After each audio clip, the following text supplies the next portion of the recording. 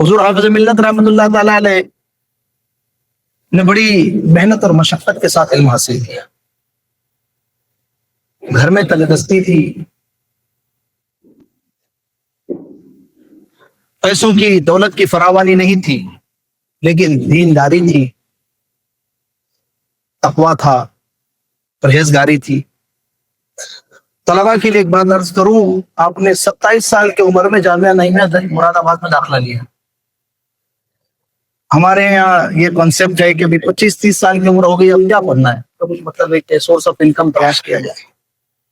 3 سال وہاں پر آپ نے تقریباً 2 سال سے 3 سال کے درمیان وہاں علم حاصل کیا. پھر علم کی تشنگی نہ بجھی بلکہ بڑھتی ہی چلے گئی. تو پھر انہیں کسی بحر زخار کی تلاش ہوئی، اور وہ بحر زخار حضور صدر الشریعہ بدر الطریقہ رحمۃ اللہ تعالی علیہ کی ذات تھی، جو اجمیر معلیٰ میں جامعہ معینیہ عثمانیہ میں تدریس کے فرائض انجام دے رہے تھے، اور آپ کے درس کا اور تدریس کا غلغلہ ملک کے طول و عرض میں پھیل چکا تھا. علامہ غلام جیلانی میرٹھی اور اپنے چند رفقا کے ساتھ آپ نے بڑا مشکل بھرا سفر طے کیا. پیسے نہیں تھے، انتظامات نہیں تھے. کئی دنوں میں وہ اعظم گڑھ سے اجمیر شریف پہنچے. کھانے پینے کا کچھ انتظام نہیں، وہاں پر انہوں نے کچھ دنوں تک ستو کھا کر کے گزارا. کچھ روپیہ پیسہ آ گیا، کسی کا تو آٹا خرید لیا،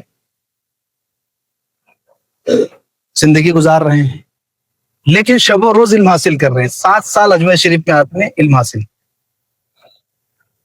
فرماتے ہیں کسی نے پوچھا کہ حضور آپ کی زندگی کے سب سے قیمتی لمحات کون سے ہیں؟